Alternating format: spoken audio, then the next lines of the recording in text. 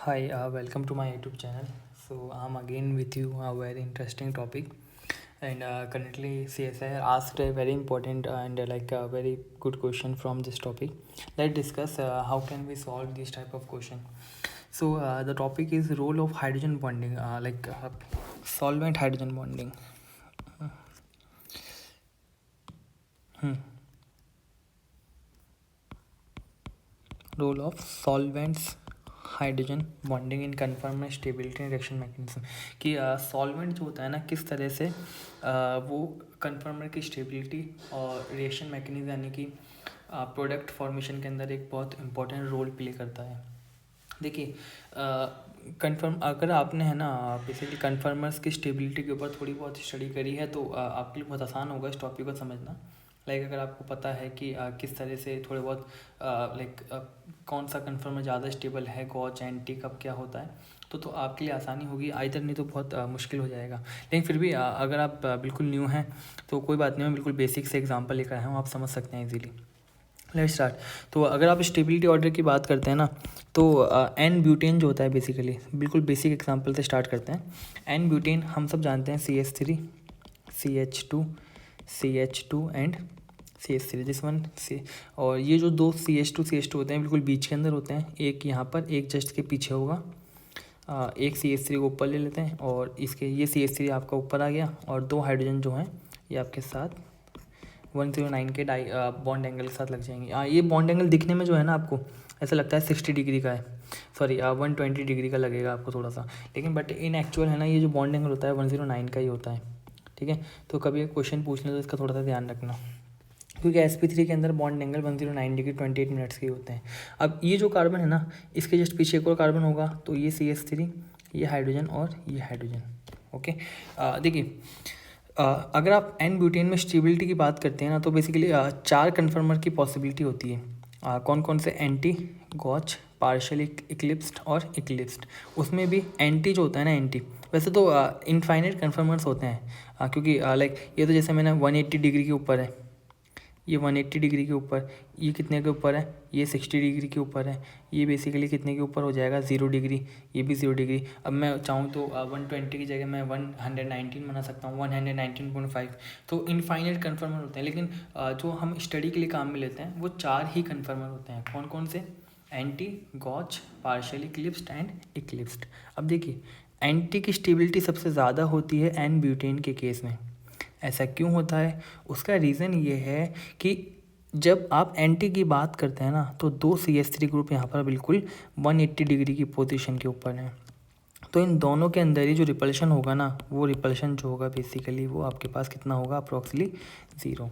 लेकिन गॉच के अंदर दो CH3 कितने पर है, 60 डिग्री के डाईहेड्रल एंगल के ऊपर है, और 60 डिग्री के डाईहेड्रल एंगल का मतलब इनमें थोड़ा बहुत रिपल्शन होगा। जबकि यहाँ पर एक CH3 और एक हाइड्रोजन है जो 0 डिग्री के डाईहेड्रल एंगल के ऊपर है, और दो CH3 के यहाँ पर दो CH3 0 डिग्री डाईहेड्रल एंगल है। देखिए मैं दो वर्ड यूज़ करूँगा, एक करूँगा बॉन्ड एंगल और एक करूँगा मैं डाईहेड्रल एंगल। मैं पूरा लिख देता हूँ, हेड्रल एंगल। बॉन्ड एंगल क्या होगा? बॉन्ड एंगल है जैसे एक कार्बन के ही जो वैलेंसीज है ना, एक कार्बन के जो बॉन्ड्स हैं उनके बीच का जो एंगल होता है उसको बॉन्ड एंगल कहते हैं। फॉर एग्जांपल इस CH3 और इस हाइड्रोजन यानी कि इसी कार्बन के CH3 और इसी हाइड्रोजन के बीच का जो एंगल है वो बॉन्ड एंगल। लेकिन इस कार्बन के CH3 और इसके जो पीछे वाला कार्बन है इस CH3 के बीच का जो एंगल होगा, क्योंकि ये दोनों CH3 एक कार्बन से नहीं जुड़े हुए हैं, ये एडजेसेंट कार्बन एटम से जुड़े हुए हैं, तो इनके बीच का जो बॉन्ड एंगल होगा वो 180 डिग्री जो होगा वो डाईहेड्रल एंगल होगा। सो एंटी के अंदर डाईहेड्रल एंगल कितना होता है 180, गॉच में 60, पार्शियल इक्लिप्स में एक CH3 हाइड्रोजन के बीच बॉन्ड एंगल। अब देखिए यहाँ पर जो रिपल्शन है ना वो इलेक्ट्रॉन डेंसिटी के बीच में है, जबकि यहाँ पर रिपल्शन जो है ना वो CH3 के बीच में भी है और इलेक्ट्रॉन डेंसिटी के बीच में भी है। यानी कि दो बॉन्ड्स जो होते हैं बेसिकली वो इलेक्ट्रॉन से होते हैं, तो अगर दोनों इलेक्ट्रॉन्स एक दूसरे के क्या है, पैरेलल हैं, तो इनकी इलेक्ट्रॉन डेंसिटी में भी रिपल्शन होगा, और अगर बल्कि ग्रुप हैं तो उन ग्रुप्स के बीच में भी रिपल्शन देखने को मिलेगा आपको। तो यहाँ पर सबसे ज़्यादा स्टेबिलिटी एंटी की होती है, फिर गॉच होता है, देन पार्शियली और फिर इक्लिप्स्ड। ये तो एक बेसिक्स कन्फर्म में स्टेबिलिटी जो होती है उसके ऊपर डिस्कशन करा अपन ने। अगर इंटरेक्टिंग ग्रुप हो आपके पास, what do you mean by interacting group? जहाँ पर लाइक OH फ्लोरीन जैसे पॉसिबिलिटी, जैसे लाइक सब्स्टिट्यूएंट हो, तो उनके अंदर क्या होता है, हाइड्रोजन बॉन्डिंग की पॉसिबिलिटी होती है। किसकी पॉसिबिलिटी होती है? हाइड्रोजन बॉन्डिंग की। अब हाइड्रोजन बॉन्डिंग के केस में क्या होता है, इसमें भी दो केस होते हैं हाइड्रोजन बॉन्डिंग के अंदर आपके पास। पहला होता है नॉन पोलर सॉल्वेंट में, और दूसरा आपके पास होगा किसके अंदर, पोलर प्रोटिक सॉल्वेंट के अंदर। दोनों के एक एक करके डिस्कस करते हैं। देखिए, अगर नॉन पोलर सॉल्वेंट है ना, लाइक बेंजीन है, टोलुइन है, तो ये जो सॉल्वेंट होते हैं ना, इनका रिएक्टेंट के साथ या आपके प्रोडक्ट के साथ कोई भी रिलेशन नहीं होता, कोई भी इंटरेक्शन नहीं होता इनका। तो जो भी स्टेबिलिटी होगी ना, वो मॉलिक्यूल को खुद को ही जनरेट करनी पड़ती है। ठीक है, तो यहाँ पर लाइक अगर उसने कह दिया नॉन पोलर सॉल्वेंट है तो ठीक है। अगर वो नहीं कह रहा कुछ भी, डायरेक्ट उसने स्टेबिलिटी पूछी है, यानी उसने सॉल्वेंट मेंशन ही नहीं करा, तो आपको नॉन पोलर सॉल्वेंट ही लेकर चलना है। तो उस केस के अंदर जो स्टेबिलिटी का ऑर्डर होगा ना, वो गॉच की स्टेबिलिटी ज़्यादा होगी एज़ कम्पेयर टू एंटी। उसका रीज़न क्या है? उसका रीज़न है इन दो OH ग्रुप्स के बीच में हाइड्रोजन बॉन्डिंग का होना। तो देखो, गॉच क्या होता है? गॉच वो होता है जहाँ पर दो डाईहेड्रल एंगल कितने का हो, 60 डिग्री का डाईहेड्रल एंगल हो, और इन दोनों के बीच में क्या होगा, इस ऑक्सीजन का हाइड्रोजन और इसका ऑक्सीजन के बीच में क्या होगा, हाइड्रोजन बॉन्डिंग हो जाएगी। ठीक है, ये वाले हाइड्रोजन जो है ना, जो ओनली हाइड्रोजन है, ये हाइड्रोजन बॉन्डिंग का पार्ट नहीं हो सकते। उसका क्या रीज़न है? उसका रीज़न ये है कि केवल वही हाइड्रोजन बॉन्डिंग का पार्ट होते हैं जो किसी इलेक्ट्रोनेगेटिव एटम से जुड़े होते हैं, high electronegative, like oxygen, like fluorine. तो उन केसेस के अंदर वो हाइड्रोजन के होते हैं आपके लाइक हाइड्रोजन बॉन्डिंग शो कर सकते हैं। तो नॉन पोलर सॉल्वेंट के अंदर गॉच फॉर्म में इंट्रा मॉलिक्यूलर हाइड्रोजन बॉन्डिंग देखने को मिलती है। अगर आप एंटी फॉर्म की बात करते हैं ना, तो एंटी फॉर्म के केस में क्या होता है, लाइक एक OH ऊपर, एक H ये रहा, एक H, OH नीचे और दो हाइड्रोजन इधर है। अब देखिए, ये दोनों OH जो है ना, वो कैसे हैं, वो 180 डिग्री के ऊपर हैं, जस्ट एक दूसरे के एंटी पैरेलल हैं। तो यहाँ पर क्या है ना, कि हाइड्रोजन बॉन्डिंग की पॉसिबिलिटी है ही नहीं एंटी के अंदर। अगर हाइड्रोजन बॉन्डिंग की पॉसिबिलिटी नहीं है, तो यहाँ पर इसकी स्टेबिलिटी क्या हो जाएगी, कम हो जाएगी एज़ कम्पेयर टू गॉच के केस से। तो गॉच की स्टेबिलिटी एंटी से ज़्यादा हो जाएगी, और फिर पार्शियली क्लिप्स्ड और फुल्ली क्लिप्स्ड। ठीक है, तो hydrogen bonding present in gauche form, so gauche is more stable than anti, ये रीज़न है। ठीक है, अगर सॉल्वेंट नॉन पोलर दे रखा है या सॉल्वेंट मेंशन ही नहीं कर रखा, तो गॉच की स्टेबिलिटी ज़्यादा होती है एंटी से। देखिए, सेकंड केस क्या है, अगर पोलर प्रोटिक सॉल्वेंट हो ना, लाइक वाटर हो, NH3 हो, इथेनॉल हो, तो इन केसेस के अंदर क्या होता है आपके पास कि जो स्टेबिलिटी ऑर्डर है ना, अगेन वही नॉर्मल आ जाता है, जो कि किसी केस में आ रहा है, एन ब्यूटेन के केस में आ रहा है, यानी एंटी की ज़्यादा, देन गॉच पार्शियली इक्लिप्स्ड और इक्लिप्स्ड। रीज़न क्या है? रीज़न बहुत इंटरेस्टिंग है। देखिए, ये मैंने बना लिया गॉच फॉर्म, यानी कि एक OH ये रहा और दूसरा OH आपका ये रहा इस साइड, बिल्कुल ठीक है।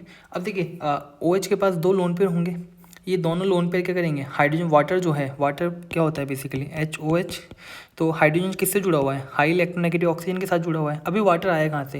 ये वाटर है आपके सॉल्वेंट का, polar protic solvent, like water भी हो सकता है, अमोनिया भी हो सकता है और एथेनॉल भी हो सकता है, यानी कि वो सॉल्वेंट जहाँ पर हाइड्रोजन हाई इलेक्ट्रोनेगेटिव एलिमेंट के साथ अटैच हो, लाइक वाटर, लाइक अमोनिया और लाइक ETOH। तो यहाँ पर हाइड्रोजन क्या है आपका, हाई इलेक्ट्रोनेगेटिव एटम के साथ अटैच है। अब ये हाइड्रोजन कैसा है, सॉल्वेंट वाला हाइड्रोजन इलेक्ट्रॉन डेफिशिएंट हाइड्रोजन है, क्योंकि इनकी इलेक्ट्रॉन डेंसिटी किसने ले ली, इनकी इलेक्ट्रॉन डेंसिटी ऑक्सीजन ने, नाइट्रोजन ने ले ली। तो जैसे ही ऑक्सीजन का लोन पेयर दिखेगा, तो इसके साथ बॉन्डिंग कर लेंगे, हाइड्रोजन बॉन्डिंग। तो देखो, ऑक्सीजन के पास दो लोन पेयर हैं, तो दो हाइड्रोजन बॉन्डिंग तो ये वाला ऑक्सीजन कर लेगा, और इस ऑक्सीजन के पास भी दो लोन पेयर हैं, तो उनमें से एक तो वाटर के साथ करेगा और दूसरा लोन पेयर जो है ना, वो इस OH के हाइड्रोजन के साथ कर लेगा। और देखिए, इसका जो HOH है, इसका H एक और हाइड्रोजन बॉन्डिंग यहाँ कर लेगा। तो total number of hydrogen bonding आपको इतनी दिखाई देंगे 5। कौन कौन सी? ऑक्सीजन के पास दो लोन पेयर है, तो दोनों लोन पेयर वाटर के साथ करेंगे। इस ऑक्सीजन के पास भी दो लोन पेयर हैं, लेकिन एक लोन पेयर क्या करेगा, गॉच फॉर्म है, तो इस हाइड्रोजन के साथ करेगा, और एक हाइड्रोजन ऑक्सीजन क्या करेगा, इस वाटर के साथ करेगा। और इस OH का H, क्योंकि ये हाइड्रोजन किससे जुड़ा हुआ है, हाई इलेक्ट्रोनेगेटिव ऑक्सीजन से, तो जो सॉल्वेंट का वाटर होगा, उसका ऑक्सीजन मॉलिक्यूल इस हाइड्रोजन के साथ कर लेगा। तो total number of hydrogen bonding कितनी होगी, 5। यहाँ देखते हैं अपन, अभी दोनों OH कैसे हैं आपके पास, बिल्कुल 180 डिग्री पे। तो 180 डिग्री पर हैं, तो इस बार क्या होगा, ऑक्सीजन के जो दो लोन पेयर हैं ये वाटर के सॉल्वेंट के वाटर के हाइड्रोजन साथ बॉन्डिंग कर लेंगे, और इसका जो हाइड्रोजन है ना, ये वाला हाइड्रोजन, ये वाला जो पिछली बार गॉच होने की वजह से इस ऑक्सीजन के साथ कर रहा था, अब क्योंकि गॉच तो है नहीं, वो क्या है 180 डिग्री के ऊपर ऑक्सीजन है ये वाला, तो इसके साथ ना करके सॉल्वेंट के H2 का ऑक्सीजन साथ करेगा, तो 3 हाइड्रोजन बॉन्डिंग ये वाला OH करेगा और 3 हाइड्रोजन बॉन्डिंग ये वाला OH, तो total number of hydrogen bonding कितनी होंगी 6। यानी कि नंबर ऑफ हाइड्रोजन बॉन्डिंग गॉच में कितनी हो रही है 5, और जबकि यहाँ पर नंबर ऑफ हाइड्रोजन बॉन्डिंग कितनी हो रही है एंटी में 6, तो एंटी की स्टेबिलिटी क्या होगी ज़्यादा, क्योंकि जितनी नंबर ऑफ हाइड्रोजन बॉन्डिंग होगी कंपाउंड क्या होगा उतना ही ज़्यादा स्टेबल हो जाएगा। तो बेसिकली एंटी फॉर्म जो होगी वो ज़्यादा स्टेबल होगी गॉच में, अगर आपका सॉल्वेंट कैसा है पोलर प्रोटिक सॉल्वेंट। तो एक बात हमें यहाँ से समझ में आती है कि अगर पोलर प्रोटिक सॉल्वेंट है ना, कैसा सॉल्वेंट है मैं वापस बता रहा हूँ आपको, अगर पोलर प्रोटिक सॉल्वेंट है ना, तो वो पोलर प्रोटिक सॉल्वेंट क्या करता है कि हाइड्रोजन बॉन्डिंग शो करता है interacting group like OH like fluorine इन सब के साथ, और उसकी वजह से रिएक्टिविटी के ऊपर काफ़ी इफेक्ट हो सकता है। एक और एग्जांपल देखते हैं, देखिए ये एग्जांपल है साइक्लोहेक्सेन 1,4 डाइऑल। अगर आप बात करते हैं ना तो नॉन पोलर सॉल्वेंट के अंदर, यानी कि जहाँ पर कोई भी लाइक सॉल्वेंट एक तरीके से बेंजीन टॉलुइन है, तो अब बेंजीन टॉलुइन का कोई इंट्रैक्शन तो है नहीं, तो यहाँ पर जो स्टेबिलिटी होगी ना वो बोट की ज़्यादा होगी एज़ कम्पेयर टू चेयर से। साइक्लोहेक्सेन 4 कन्फर्मर में करता है, बोट, चेयर, हाफ चेयर और ट्विस्टेड बोट के अंदर। तो देखिए नॉर्म जनरली क्या होता है, चेयर ज़्यादा स्टेबल होती है एज़ कम्पेयर टू किससे, एज़ कम्पेयर टू लाइक सारी से, बोट से, ट्विस्टेड बोट से और चेयर, हाफ चेयर से। लेकिन अगर नॉन पोलर सॉल्वेंट है तो कौन हो रहा है, बोट ज़्यादा stable as compared to chair. Reason क्या है, reason again intramolecular hydrogen bonding. देखिए अगर आप इसको चेयर में बनाते हो ना तो एक OH ऊपर, क्योंकि दोनों OH कहाँ है वेज के ऊपर है, तो दोनों OH कहाँ जाएंगे अप डायरेक्शन के अंदर जाएंगे, तो यहाँ पर इन दोनों के बीच में कोई भी इंट्रैक्शन पॉसिबल है ही नहीं। जबकि अगर ये बोट के अंदर होते हैं ना, तो बोट पोजीशन के अंदर क्या है कि इन दोनों OH के बीच में हाइड्रोजन बॉन्डिंग पॉसिबल है, तो इस वजह से बोट कन्फर्मर की स्टेबिलिटी ज़्यादा होती है एज़ कम्पेयर टू किससे, चेयर से। लेकिन अगेन केस सेकंड, अगर आप बात करते हैं पोलर प्रोटिक सॉल्वेंट में, तो स्टेबिलिटी ऑर्डर वही नॉर्मल आ जाता है, यानी कि चेयर ज़्यादा हो जाएगा बोट से। क्या रीज़न है, रीज़न वही जो मैंने ऊपर बताया था, यानी कि इस बार क्या होगा, एक तो हाइड्रोजन बॉन्डिंग, देखिए इस बार जो आपका चेयर है ना, वो दोनों OH ग्रुप क्या हैं आपस में तो बॉन्डिंग कर नहीं रहे हाइड्रोजन बॉन्डिंग, तो दोनों OH क्या करेंगे 3-3 हाइड्रोजन बॉन्ड बनाएंगे, 2 ऑक्सीजन अपने लोन पेयर के साथ और 1 ऑक्सीजन एक वाटर सॉल्वेंट के इस हाइड्रोजन के साथ, जबकि सेम यहाँ पर 2 लोन पेयर और 1 हाइड्रोजन साथ, तो total number of hydrogen bonding कितनी आएगी 6। लेकिन यहाँ पर नंबर ऑफ हाइड्रोजन बॉन्डिंग कितनी आएगी 5, 2 तो ऑक्सीजन लोन पेयर के साथ, एक इस ऑक्सीजन के लोन पेयर के साथ, और एक ज़्यादा बन गया,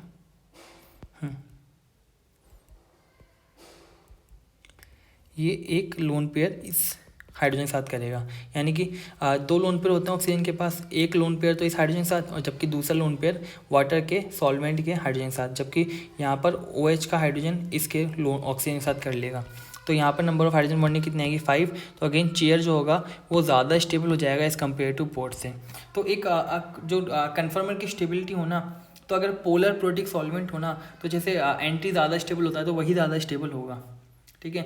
लेकिन अगर सॉल्वेंट वो मेंशन ही नहीं कर रहा और वो या फिर बेंजीन टॉलुइन जैसे नॉन पोलर सॉल्वेंट दे रहा है, तो फिर वहाँ पर स्टेबिलिटी जो होगी ना वो थोड़ी सी अपोजिट हो जाएगी, यानी चेयर से ज़्यादा कौन होगा बोट होगा, और इथाइलिन ग्लाइकोल वाले केस में एंटी से ज़्यादा गॉच हो जाएगा। तो ये चीज़ आपको थोड़ी सी ध्यान रखनी है उस केस के अंदर। देखिए एक बहुत अच्छा एग्जाम्पल लेकर आया हूँ मैं, रेफरेंस बुक का है, कैरी सेंटबर्ग का एग्जाम्पल है ये। देखिए अगर आप हाइड्रोजनेशन करते हैं ना, तो हाइड्रोजनेशन के अंदर क्या होता है कि ये डबल बॉन्ड बेसिकली आपका कन्वर्ट हो जाएगा, यानी इसके ऊपर हाइड्रोजन ऐड होंगे, एक इस वाले कार्बन के ऊपर और एक इस कार्बन के ऊपर। अब सॉल्वेंट के हिसाब से देखिए क्या क्या चेंजेस आते हैं, या तो प्रोडक्ट आपको सिस मिल सकता है या ट्रांस, या तो हाइड्रोजन जो है ना, दोनों हाइड्रोजन जाके अप वाली डायरेक्शन से जाके, यानी वेज की डायरेक्शन से जाके दोनों हाइड्रोजन आपके जुड़ सकते हैं कुछ इस तरीके से। मैं सिर्फ इस वाले को बना रहा हूँ, हाँ ये CH2H ये वेज के ऊपर है। या तो ऐसा हो सकता है कि दोनों हाइड्रोजन कहाँ चले जाएं, वेज डायरेक्शन से जाके अटैच हो जाएं। अभी तो आपको पता होना चाहिए कि H2 का जो एडिशन होता है ना वो हमेशा कैसा होता है, सिन ही होता है अगर H2PDC हो, ठीक है। तो या तो दोनों हाइड्रोजन क्या होंगे अप डायरेक्शन से चले जाएंगे, या दोनों हाइड्रोजन कहाँ जा सकते हैं, डैश डायरेक्शन से जा सकते हैं, इस तरीके से, या तो CH2OH की डायरेक्शन से जाएंगे, यानी कि CH2OH कैसा है, वेज है, वेज वाली डायरेक्शन से ही जाएंगे, या फिर CH2OH कैसा है, वेज है, तो इसके जस्ट अपोजिट डायरेक्शन से जाएंगे। ये डिपेंड करता है आपके सॉल्वेंट के ऊपर। अगेन देखिए कैसे, मैं आपको एक्सप्लेन करता हूँ। अगर आपके पास सॉल्वेंट जो है ना वो हेक्सेन है या फिर non polar solvent, like hexane कैसा होता है आपका, नॉन पोलर सॉल्वेंट। अगर आपके पास हेक्सेन है, नॉन पोलर सॉल्वेंट है, तो नॉन पोलर सॉल्वेंट के अंदर क्या होगा कि जो आपका लाइक जो सॉल्वेंट है वो तो कोई इंट्रैक्शन करेगा ही नहीं OH के साथ, CH2OH के इस OH के साथ में। अगर कोई इंट्रैक्शन होगा ही नहीं तो जो H2 है वो उसी डायरेक्शन से जाएगा जिस डायरेक्शन में आपका CH2OH लगा हुआ है। तो बेसिकली होगा ये कि CH2OH अगर अप डायरेक्शन में है तो दोनों H2 का एडिशन कैसा होगा, अप डायरेक्शन के अंदर ही होगा। ये से कुछ इस तरीके, ये भी वेज से और ये भी वेज से। तो आपको स्टीरियो जो मिलेगी ना इस सेंटर के ऊपर कैसी मिलेगी, सिस मिलेगी। लेकिन अगर आपके पास पोलर सॉल्वेंट है लाइक DME और लाइक इथेनॉल, तो इस केस के अंदर क्या होता है यहाँ पर इस केस के अंदर ये जो सॉल्वेंट है ना, सॉल्वेंट ये इस OH के साथ क्या कर लेंगे, हाइड्रोजन बॉन्डिंग शो कर लेंगे। लाइक जैसे मैं इथेनॉल का केस ले लेता हूँ, तो ऑक्सीजन के पास क्या है, 2 लोन पेयर हैं। तो इथेनॉल का जो C2H5OH का जो हाइड्रोजन है ना वो इस ऑक्सीजन के लोन पेयर के साथ क्या कर लेगा, हाइड्रोजन बॉन्डिंग कर लेगा। जैसे कि ऊपर वाटर के साथ और अमोनिया के साथ हाइड्रोजन बॉन्डिंग हो रही थी, और ये H कहाँ पे हाइड्रोजन बॉन्डिंग करेगा, ये H C2H5OH यानी सॉल्वेंट के लोन पेयर के साथ हाइड्रोजन बॉन्डिंग कर लेगा ऑक्सीजन के लोन पेयर के साथ। तो इस बार अगर सॉल्वेंट आपका कैसा है, सॉल्वेंट आपका पोलर सॉल्वेंट है, कैसा सॉल्वेंट है, पोलर, तो ये जो है ना, ये जो आपका इंटरेक्टिंग ग्रुप है यानी कि OH ग्रुप है ना, इसको बिजी कर लेगा सॉल्वेंट। अगर ये ग्रुप बिजी हो जाएगा तो फिर H2 जो है ना वो इस OH के साथ बॉन्डिंग कर नहीं सकता, तो फिर ये क्या करेगा, एज ए स्टेरिक रिपल्शन पैदा करेगा, कन्वर्ट करेगा, और उसकी वजह से जो H2 है ना उसका जो एडिशन होगा वो जस्ट CH2OH की अपोजिट डायरेक्शन से होगा, यानी कि डैश डायरेक्शन से होगा। तो सिंपल सी कहानी है, अगर नॉन पोलर सॉल्वेंट है ना, क्या सॉल्वेंट है, non polar like hexane, benzene, toluene, तो उस केस के अंदर क्या होगा कि आपका जो इंटरेक्टिंग ग्रुप है ना वो फ्री रहेगा, और अगर वो फ्री रहेगा तो स्टीरियो उस इंटरेक्टिंग ग्रुप के बिहाफ पर डिसाइड करी जाएगी। लाइक इस केस के अंदर जैसे कि अगर मैं सॉल्वेंट क्या ले रहा हूँ, हेक्सेन ले रहा हूँ, तो हेक्सेन के केस में CH2OH क्या फ्री है, तो CH2OH जिस डायरेक्शन में है H2 का एडिशन भी उसी डायरेक्शन से होगा, यानी कि अप से, और आपको मेजर क्या मिलेगा, सिस मिलेगा। लेकिन अगर आपका सॉल्वेंट कैसा है, पोलर प्रोटिक सॉल्वेंट है, तो ये जो CH2OH ग्रुप है ना ये सॉल्वेंट के साथ क्या कर लेगा, बॉन्ड बना लेगा, यानी सॉल्वेंट को पहले ही बिजी कर देगा। अगर सॉल्वेंट बिजी हो जाएगा तो फिर वो स्टीरियो में क्या करेगा, स्टेरिक हिंड्रेंस पैदा करेगा, तो उस स्टेरिक हिंड्रेंस की वजह से अटैक जो होगा वो जस्ट अपोजिट डायरेक्शन से ही होगा। तो आपको क्या मिलेगा, ट्रांस मेजर मिलेगा, देखो 80% और यहाँ पर 94%। तो ये बहुत इंटरेस्टिंग था। एक क्वेश्चन पूछा नहीं है अभी तक नेट के अंदर, तो नेट के अंदर ही आ सकता है, ठीक है, फ्यूचर एक्सपेक्ट क्वेश्चन के अंदर आप इसको देख सकते हो, लाइक आगे पूछा जा सकता है ऐसा क्वेश्चन, अभी तक आया नहीं है ऐसा क्वेश्चन, किसी फॉर्म में आ सकता है। देखिए ये वो क्वेश्चन है जो इस बार नेट ने पूछा है, the correct statement about the following confirmation equilibrium of ketones, ठीक है। आपको 2 कन्फर्मेशन दे रखे हैं, एक A है और एक B है। देखिए इस वाले केस के अंदर, B वाले केस में हाइड्रोजन बॉन्डिंग हो रही है, हाइड्रोजन बॉन्डिंग की पॉसिबिलिटी है, ये ऑक्सीजन के लोन पेयर इस हाइड्रोजन के साथ हाइड्रोजन बॉन्डिंग कर लेगा, यानी कुछ इस तरीके से।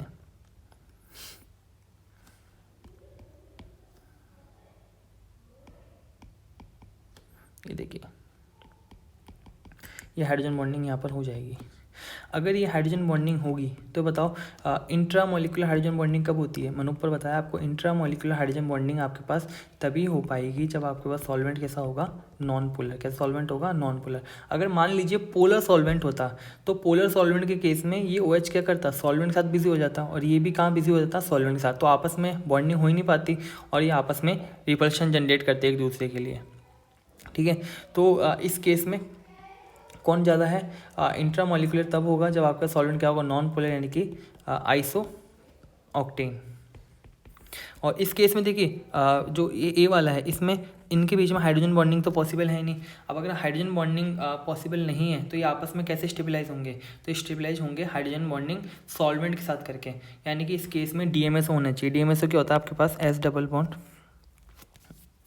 O CH3 और CH3। तो ये क्या करेगा, ऑक्सीजन के इस ऑक्सीजन का लोन पेयर इस हाइड्रोजन के साथ बेसिकली बॉन्डिंग कर सकता है। तो यहाँ पर जैसे इनके बीच में जैसे इनके बीच में हाइड्रोजन बॉन्डिंग होगी तो स्टेबल हो जाएगा, और जैसे ये स्टेबल होगा तो यहाँ पर फिर आपको पोलर प्रोटिक सॉल्वेंट की जरूरत पड़ेगी इसको स्टेबलाइज करने के लिए।